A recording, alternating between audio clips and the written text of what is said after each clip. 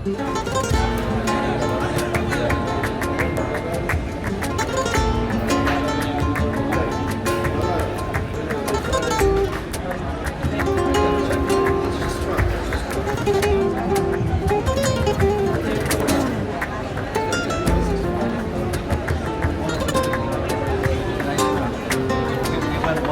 setting finer. To me,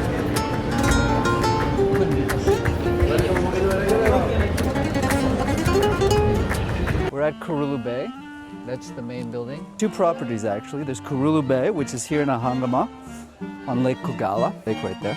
And then there's Fort Printers, which is probably the most beautiful hotel in Galle, one of the most beautiful in Sri Lanka. And they're both owned by the same gentleman. I've never met him, but he's doing an amazing job.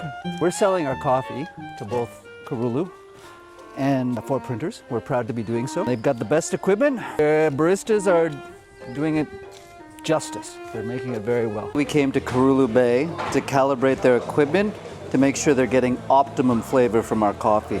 And they've got the most beautiful equipment. La Marzocco grinders, La Marzocco machine.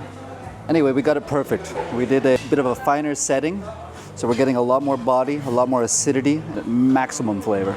Super happy with the result. Can you guys just tell us a little bit about what MDF does in Sri Lanka, what your mission is, what your goals are, and sort of what we're doing today? So MDF is an Australian government-funded development program. We work in several countries, including Sri Lanka, some in the Pacific regions and plus Sri Lanka. And in Sri Lanka, we focus on tourism and agriculture. And under agriculture, one area that we're heavily invested in and we've been working for a long time in is developing the specialty coffee market in Sri Lanka. And we work with some of the leading private sector companies and also with some of the public sector entities as well to kind of develop the market over here. We kind of identify certain sectors where we believe could bring about economic growth to the country while also focus on livelihood development and elevate poverty. And we identified coffee as a niche industry which could kind of really drive economic growth while also helping smallholders in that particular sector to kind of increase their income levels and develop their livelihoods. So yeah, now we're working a lot on the production side as well to kind of increase the volumes that are available in the market because right now the demand significantly outweighs the supply for Sri Lankan coffee. So those are kind of few areas that we're looking at.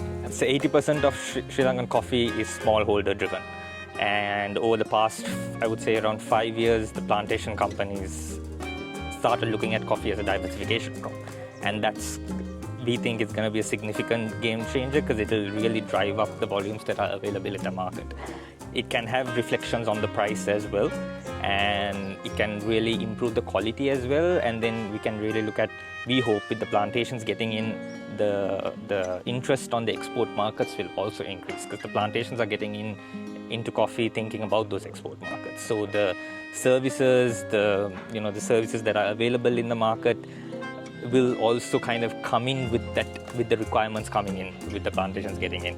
So we hope that this kind of signals the market in the right way, so we kind of start focusing on the specialty coffee segments. In Sri Lanka, if you take any other industry as well, there are a lot of, sometimes especially if you take tea, but the majority of tea comes from the smallholders. But the fact that the plantations also dominate the space at a very technical level maintains the quality of tea and the best practices. So we see the same way the coffee can also have the same kind of maturity that it can achieve. I think the ceiling for coffee in Sri Lanka is pretty high compared to what is at the moment. In the next few years, with the planting that's been going on and the work that the plantations have been doing, we believe that there will be a big influx of production in the market and the availability of green beans for the locals, as well as the opportunity for export potential. Thank you so much, guys. No worries. Yeah.